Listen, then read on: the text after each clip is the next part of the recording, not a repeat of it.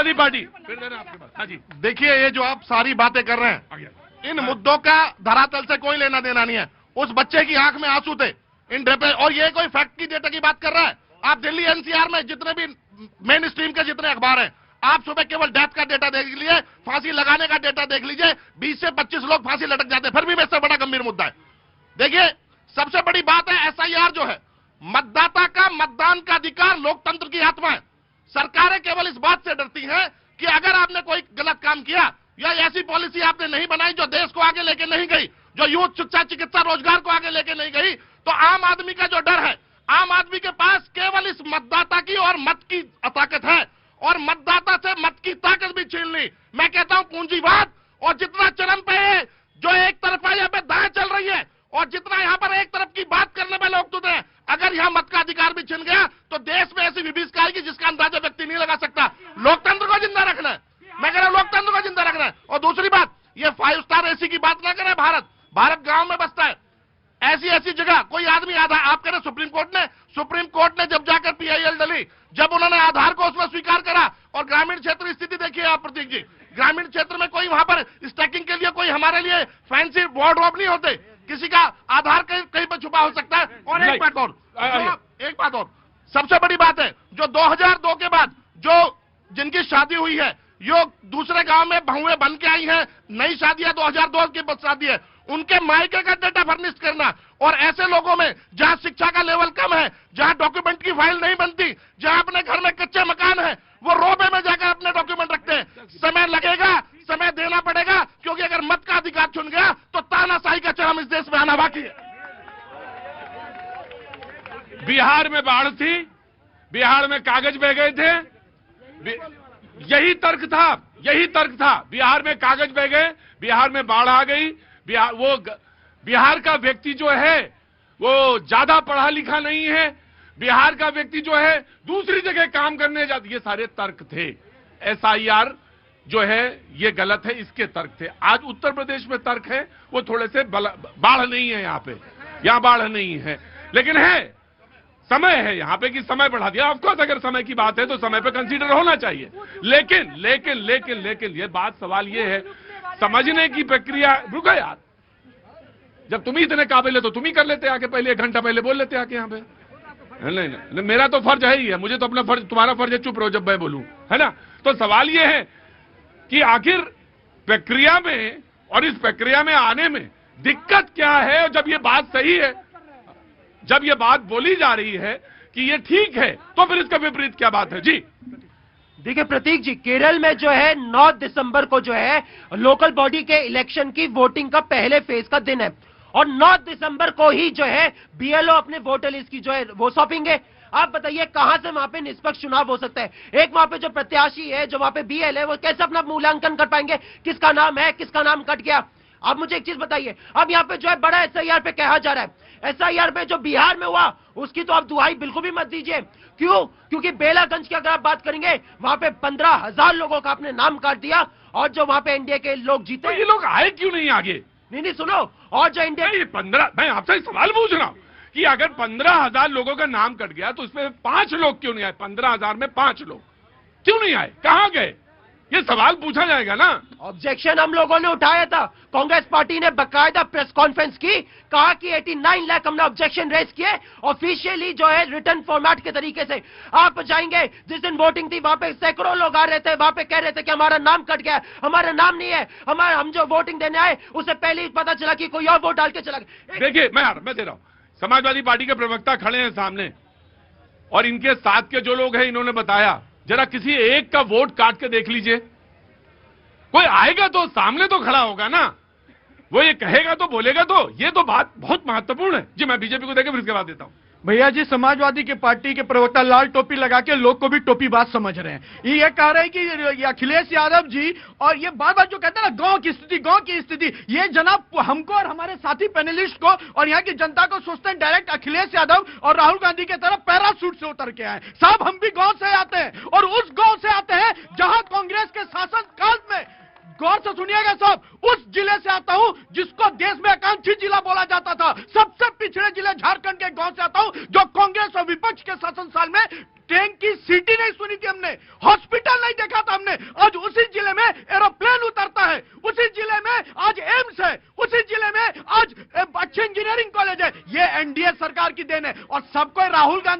अखिलेश यादव की तरह पैराशूट से नहीं उतरा, जमीन से उठकर खड़ा होकर यहाँ युवा डिबेट कर रहा है। और एक बात मैं कह रहा हूं सर, एक बात और कह रहा हूं, ये चुनाव क्यों हारते हैं? ये चुनाव इसलिए हारते हैं सर क्योंकि इनको लगता है इस देश की पहचान सनातन संस्कृति नहीं है। ये चुनाव इसलिए हारते हैं जब बिहार के इलेक्शन में कोई मां की गाली देता है और ये खड़े नजर आते हैं। आपका ही चैनल था ना साहब, आपके चैनल में एक महिला एंकर के सामने क्या अश्लील हरकत। राइट। पहली बात, यहाँ पे आप जो विकास गांव अपने जिले की बात कर रहे हैं, पहली बात आपको पता है जिस गांव को मोदी जी ने गोद लिया है प्रधानमंत्री बनने के बाद उसकी क्या स्थिति है? बस परफॉर्मिंग गांव जो है, बस परफॉर्मिंग जो है, ठीक है। तो उसके बाद रायबरेली के आप जाके देखे, वहां पे बता दिया ना, ठीक है। स्मृति ईरानी जी को जवाब मिल गया क्या, ठीक है। ध्यान मत बताइए सच्चाई क्या है, मैं अपनी पिछली बात को मैं पूरा करता हूं, ठीक है। यहाँ पे इतने सारे लोगों का नाम काटे गए और क्या हुआ, इंडिया के लोगों के जीत का मार्जिन जो है उसी के आसपास रहता है। आपने चुनाव में क्या है, किस प्रकार से हाईजैक किया, महिलाओं को 10,000 की हमने रिश्वत दी। चुनाव आयोग जो है आंखों पे पट्टी बांध कर बैठा रहा, आंखों पे पट्टी बांध कर बैठा रहा। तो यहाँ पे ऐसा बात मत करिए। राजस्थान में आप जाइए तो आपने जो है आंध्र प्रदेश में जाइए, तमाम जगहों पे जो है चुनाव आयोग ने अरे रिश्वत दी है। कांग्रेस पार्टी इसलिए हारती है, कभी अरे हारते रहोगे, चिल्लाते रहो और सीना पीटते रहो। 2009 से पहले 2008 में 2009 का चुनाव होना था। लोग सुने, 2009 आराम से रुको भाई, 2009 का आराम से 2009 का चुनाव होना था। 2008 का लोकसभा चुनाव था। उससे पहले कर्ज माफी हुई उससे पहले। तो सवाल तो पूछा जाएगा आपसे भी। मैं आ रहा हूं जी। प्रतीक जी, खिसियानी बिल्ली खंबा नोचे। डिबेट में आकर हमने क्या किया, इसे कोई लाभ नहीं है। आपको जनता के पास जाना पड़ेगा। 6 सीट मिले हैं बिहार में, इन्हें होश में आना पड़ेगा। मैं ये कह रहा हूं, समाजवादी पार्टी के प्रवक्ता युवाओं की बात कर रहे हैं। मैं इनसे पूछता हूं, जब युवा डिप्रेशन में था तब सैफई में महोत्सव मनाए जा रहे थे, उनका क्या, जो बिजली लग के गिर गए और मर गए आपके महोत्सव में, क्या उनको मुआवजा मिला? आप युवाओं की बात करते हैं। आप वहां पर नृत्य देख रहे थे जब युवा रोजगार की चाह में थे, जब जो रोजगार के लिए संघर्ष कर रहे थे। इसीलिए आप उन युवाओं की बात करने का आपको कोई अधिकार आज नहीं रह गया। कांग्रेस पार्टी हार चुकी है, आत्ममंथन करे और समाजवादी पार्टी अपनी चेहरे पर को बचा ले, यही बहुत होगा। जी, आप जब उत्सव मना रहे थे, जब मुजफ्फरनगर में दंगे हो रहे थे और तब तमाम सारा डिप्रेशन कहां था? देखिए, 3 प्रश्न है। सबसे पहले तो मैं आपको टोपी की कीमत समझा दूं। ये टोपी आपने आजादी के आंदोलन में नहीं पहनी। और सुनिए मेरी बात, अगर ये टोपी, आप मेरे बीच में मत बोलिए, अगर ये टोपी देश में ना होती तो आप आज यहाँ सूट बूट पे खड़े ना होते। सबसे पहली बात तो ये। दूसरी बात, और जो आप सैफई महोत्सव की बात कर रहे हैं, ये सूट बूट में नहीं खड़े होते अगर टोपी देश में ना पहनी जाती। दूसरी बात, अरे सुनिए भाई, सुनिए जरा, पेशेंस रखिए। और श्रीमान, आपने बोला 2014 में जरा उत्तर प्रदेश के घर घर में जाके पहुंच लो कि घर घर से अगर पुलिस में सिपाही है, भर्ती है, सेना में जवान है तो किसने दिया? और तीसरी बात में आपको समाजवादी पार्टी ने दिया। और सारे संस्थानों को तुम खा गए। 1 मिनट, अरे सुनिए भाई, पेशेंस रखिए। इनसे पूछो नोएडा मेट्रो किसने दी? अरे सुनो भाई, सुनो आराम से, पहले सुनो।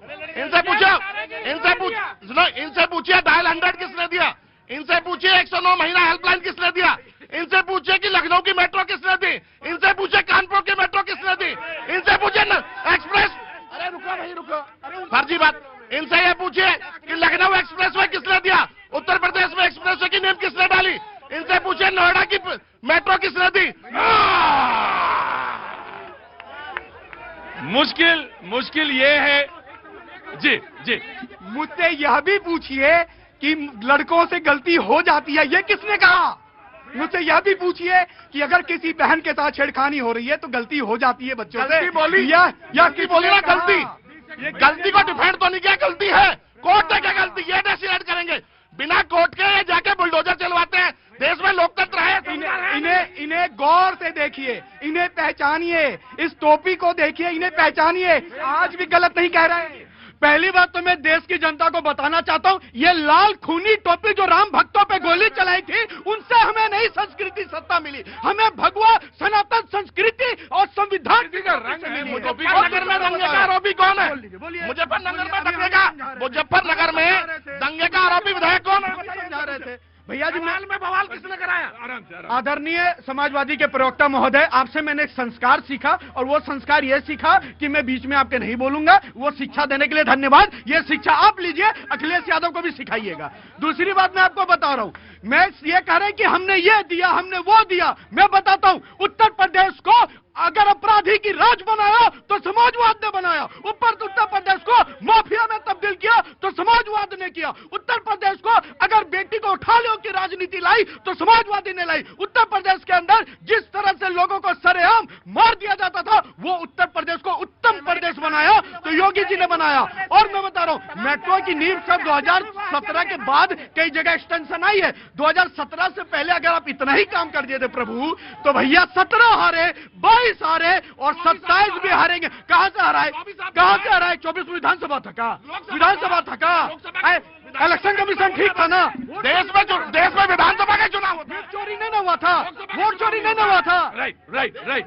जी जी जनाब अली, अरे आप आइए आइए। मैं तो बस इतना कहना चाहता हूं, 30 सेकंड लूंगा। अरे रुको, तुम लोग तो ऐसा रुको, आराम से ऐसे मैं आ जाऊंगा। मैं आ जाऊंगा। शिक्षक हूँ बोलो बेटा। जी, मैं अभिषेक यादव बलिया से हैं जी। एमसीडी दिल्ली में शिक्षक के रूप में कार्यरत हूँ। और जैसा कि कर्मचारियों की हर जगह हत्याएं हो रही हैं, मौतें नहीं है, वो हत्याएं हैं। लोकसभा चुनाव में इतनी गर्मी थी, भयंकर तरीके की गर्मी थी। उस समय डेट आया, हम लोगों ने उसमें ड्यूटियां करी। हमसे पूछिए ना, किसी का भाई क्या है क्या नहीं है, हम लोग। एक मिनट बताएं आप, एक मिनट रुकिए। आप टीचर हैं, आपका सम्मान है, आपने भविष्य बनाने का। मेरा बच्चा आपके पास पढ़ता है देश को भविष्य बनाने के लिए। आप ही ने नहीं काम किया, मैंने भी 4 महीने काम किया। 4 महीने मैंने भी काम किया। और लू मुझसे ज्यादा नहीं जानते हैं आप।